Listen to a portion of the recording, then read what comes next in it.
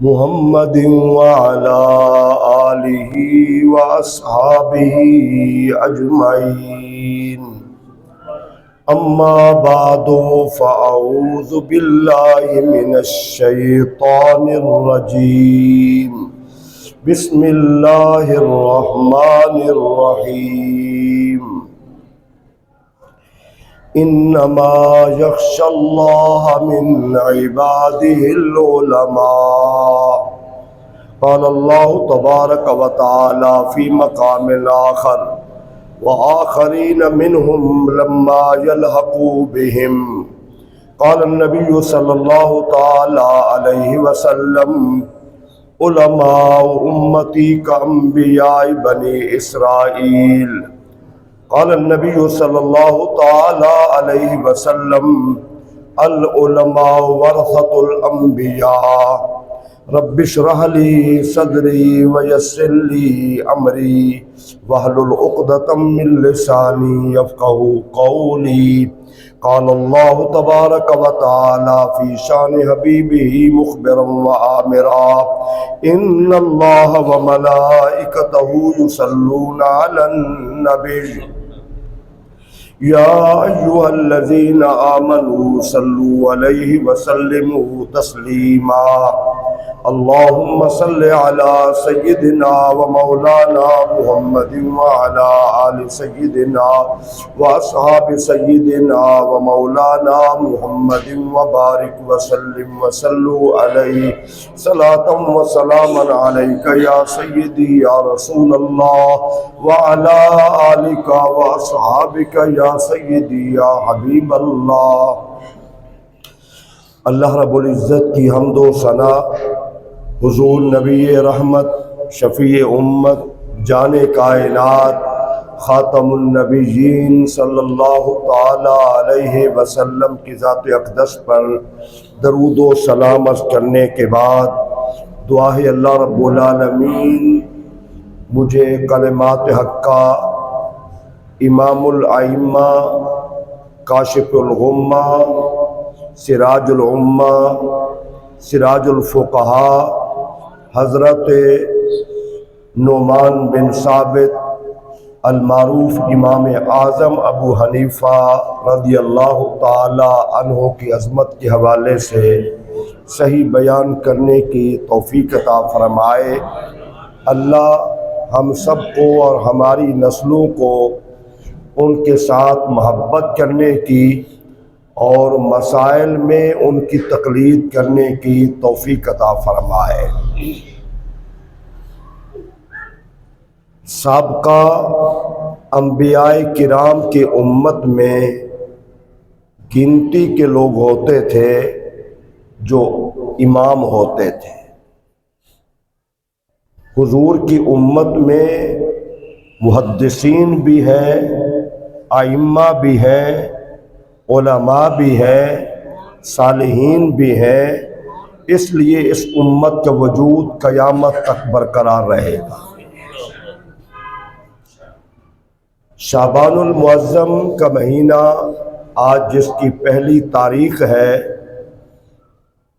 اس کی 3 تاریخ کو حضرت ام حفصہ رضی اللہ تعالی عنہ حضور کی بیوی عمر بن خطاب کی بیٹی کا وصال ہوا ہے، اور 5 تاریخ کو سیدنا امام حسین رضی اللہ تعالی عنہ کی ولادت ہوئی ہے. 14 تاریخ کو حضرت ام حبیبہ رضی اللہ تعالی عنہ حضور کی بیوی کا وصال ہوا ہے، اور پھر 15 کی رات شب برات کی رات ہے، اور پھر 16 شعبان وہ عظیم تاریخ ہے جس میں قبلہ تبدیل ہوا. مکہ مکرمہ میں ہجرت کے بعد مدینہ طیبہ میں تقریباً 16 ماہ کے قریب حضور بیت المقدس کی جانب رخ کر کے نماز پڑھتے رہے، اور حضور کی تمنا یہ تھی کہ میرا قبلہ وہ بنے جو جد الانبیاء ابراہیم نے تعمیر کیا ہے. تو امتی میں اور نبی میں فرق یہ ہے، حضور نے فرمایا جب کوئی بندہ حالت نماز میں اوپر دیکھتا ہے اللہ فرماتے ہیں میرا جی کرتا ہے اس کی آنکھوں کا نور چھین لو، خواہ وہ مولانا صاحب ہوں، خواہ وہ محدث ہوں، خواہ وہ امام ہوں، خواہ وہ مقتدی ہوں، نماز کی حالت میں سجدے کی جگہ پہ دیکھنا ضروری ہے۔ لیکن اللہ کے رسول مختلف ہیں، آپ کی عظمت مختلف ہے۔ آپ نماز پڑھاتے ہوئے اوپر دیکھ رہے تھے، تو جب آپ کے دل میں تھا کہ اللہ کاش میرا قبلہ وہ بنا دے جو میرے جد امجد نے بنایا ہے، تو اسی حالت میں اللہ کریم نے قبلہ بدل دیا۔ اور قرآن کی آیت میں جو مزہ ہے نا، کمال ہے، فَلَنُوَلِّيَنَّكَ قِبْلَةً تَرْضَاهَا۔ میرے حبیب، ہم آپ کا اٹھتا ہوا چہرہ دیکھ رہے تھے، اب ہم کیا کرتے ہیں؟ فَلَنُوَلِّيَنَّكَ قِبْلَةً تَرْضَاهَا، ہم قبلہ اس لیے بدل رہے ہیں تاکہ تو راضی ہو جائے۔ تاجدار ختم نبوت، تاجدار ختم نبوت، تاجدار ختم نبوت۔ ہم دیکھیں اللہ ناراض ہوتا ہے، اور حضور دیکھے تو اللہ آپ کو راضی کرنے کے لیے قبلہ بدل دیتا ہے۔ ٹھیک ہے نا؟ اچھا، اب اسی شعبان المعظم میں اور رجب میں بھی آتا ہے، دونوں تاریخیں ہیں، امام اعظم ابو حنیفہ رضی اللہ تعالیٰ عنہ کا وصال ہوا ہے۔ توجہ کے ساتھ سماعت فرمائیے۔ آپ سن 80 ہجری میں پیدا ہوئے۔ کس ہجری میں؟ سن 80 ہجری میں۔ آپ کے والد گرامی کو آپ کے دادا جان اس چھوٹی عمر میں، بالکل چھوٹی عمر تھی، حضرت علی المرتضیٰ کے آخری سال میں لے کر گئے اور کہا کہ آپ دعا فرمائیں اس میرے چھوٹے بچے کے لیے۔ تو سیدنا علی المرتضیٰ رضی اللہ تعالی عنہ کی دعا کی برکت سے وہ بڑے ہوئے، پھر شادی ہوئی، پھر اللہ کریم نے انہیں امام اعظم جیسا بیٹا عطا فرمایا۔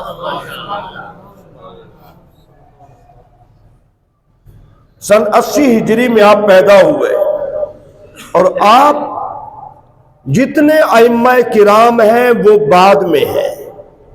امام بخاری یہ 3 صدی ہجری میں ہے، اور امام اعظم 1 صدی ہجری میں ہے، اور امام شافعی رحمت اللہ تعالی علیہ 150 ہجری میں امام اعظم کا جس دن وصال اور جنازہ لے کے جا رہے تھے، ہزاروں کی تعداد میں علماء تھے، محدثین تھے، فقہاء تھے، امام شافعی کے والد لے کر آئے۔ اسی دن پیدا ہوئے امام شافعی کہ میرا دل کرتا ہے کہ میں ان کے وجود سے ان کو برکت مل جائے۔ وہ دور بھی تبرک کا دور تھا۔ آج تو لوگ کہتے ہیں جی یہ بس سب غلط ہے، کوئی برکت نہیں ہے۔ تو 50,000 سے زائد کا اجتماع تھا اس دور میں، اتنا بڑا جنازہ لے کے جا رہے ہیں۔ تو امام شافعی کو اس دن پیدا ہوئے امام اعظم کی چارپائی کے نیچے سے گزار دیا گیا، اور پھر آپ اپنے دور کے امام بنے۔ چاروں ائمہ میں، امام ابو حنیفہ، امام مالک، امام احمد بن حنبل، امام شافعی، چاروں اماموں میں بڑے آپ ہیں۔ محدثین امام بخاری ہوں، یہ سارے محدثین امام اعظم کے شاگردوں کے شاگرد ہیں۔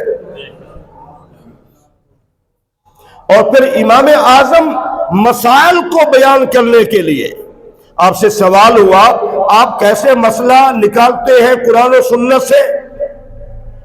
کیوں اس دور میں کہا جاتا ہے نا، اہل حدیث لوگ، امام صاحب 17 حدیثیں نہیں آتی تھی معاذ اللہ، جو 1 صدی ہجری میں، جس کا زمانہ حضور کے زمانے کے قریب ہو، اور آپ حضرت انس بن مالک صحابی رسول سے آپ کی ملاقات ہوئی ہے، آپ تابعی ہیں، امام بخاری حدیث بیان کرتے ہیں تو کئی واسطے بیان کرتے ہیں، اور امام اعظم بیان کرتے ہیں تو درمیان میں ایک یا دو واسطہ ہے، پھر وہی حدیث حضور سے جا ملتی ہے۔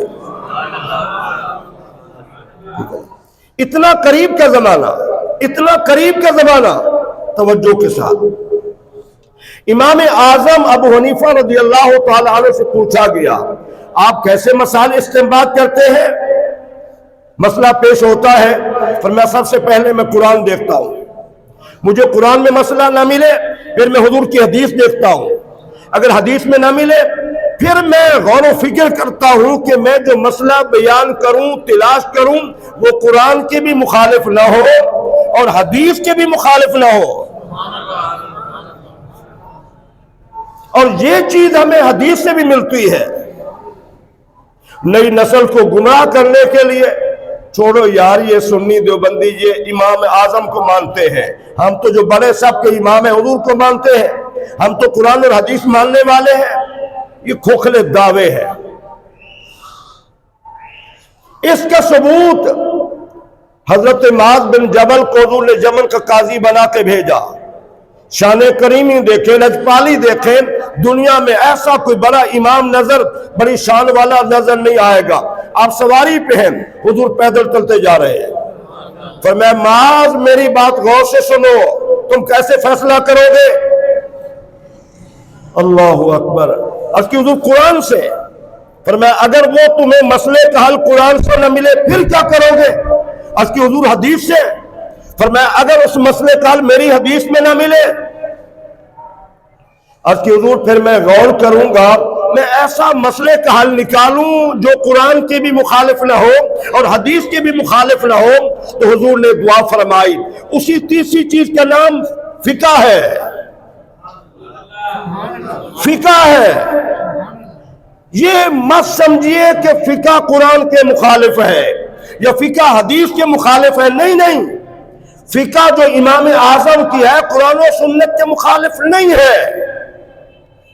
آپ نے برملا فرمایا اگر میری بات قرآن کے خلاف ہو، حدیث کے مخالف ہو، دیوار پہ مارو، قرآن پہ عمل کرو، حدیث پہ عمل کرو۔ چلو اب ہم کچھ تھوڑے سے نمونے بھی مسائل میں پیش کرتے ہیں، توجہ کے ساتھ سنیے۔ اولاً امام صاحب کا علم، آپ دربار میں بازار میں جا رہے تھے، ایک محدث امام وقت دیکھا، انہوں نے بلایا، بیٹا کیا کرتے ہو؟ کہا تجارت۔ کیا علماء کے پاس نہیں بیٹھتے؟ یہ پہلی صدی ہجری میں کہا جا رہا ہے، بزرگ فرما رہے ہیں کیا تم علماء کے پاس نہیں بیٹھتے؟ کہا نہیں میں تو نہیں بیٹھتا۔ کہا نہیں بیٹھو، علماء کے پاس بیٹھو۔ جتنا علماء سے لوگ دور رہیں گے اتنا دین سے دور رہیں گے۔ یہ باتیں سمجھ آئیں گی لیکن جب آنکھ کھلے گی، جب مرنے کے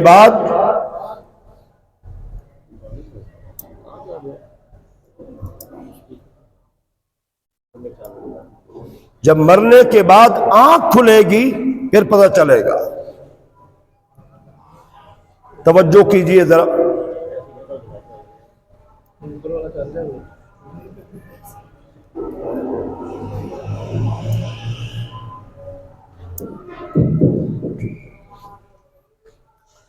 تو امام اعظم ابو حنیفہ رحمت اللہ تعالی علیہ وہ عالی مرتبت ہے کہ جنہوں نے اپنے معاملات کو بھی درست رکھا اور پھر تجارت کے ساتھ ساتھ علماء کی جانب متوجہ ہو گئے، پھر علم دین پڑھا، اپنے استاد حماد کے پاس پھر مستقل ڈیرا لگا لیا، 10 سال سے زیادہ عرصہ ان کے پاس علم پڑھا، اور علم پڑھتے پڑھتے ان کے سامنے بہت بڑے صاحب علم بن گئے۔ حضرت حماد جو بہت بڑے عالم دین تھے، ان کے جتنے شاگرد ہیں ان تمام میں بڑا نام امام اعظم کی ذات گرامی کا ہے۔ اچھا، اب تجارت کرتے رہے، تجارت جو آپ کا شعبہ تھا اس میں انتہائی امانت و دیانت جو آج مفقود ہو گئی ہے.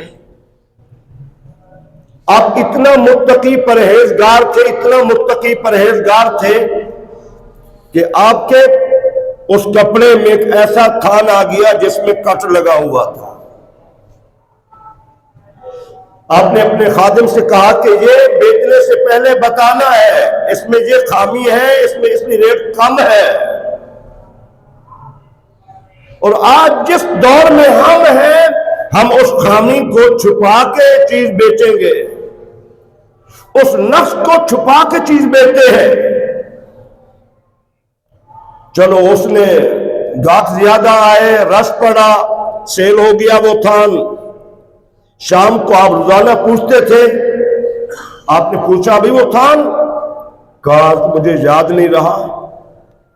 کہا کتنا سیل ہوئی ہے؟ کہا 30,000 درہم. وہ دینار اس دور کے، یعنی اس دور کے 30,000 دینار یہ بہت بڑی رقم تھی، آج کے کئی لاکھوں سے بڑھ کر ہے. تو آپ نے وہ رقم لی. تقویٰ دیکھے امام صاحب کا، وہ تمام کی تمام رقم آپ صدقہ خیرات کر دی. اور یہی چیز ہمیں حضور سے ملتی ہے. 24 برس کی عمر میں سیدہ خدیجہ نے رقم دی تجارت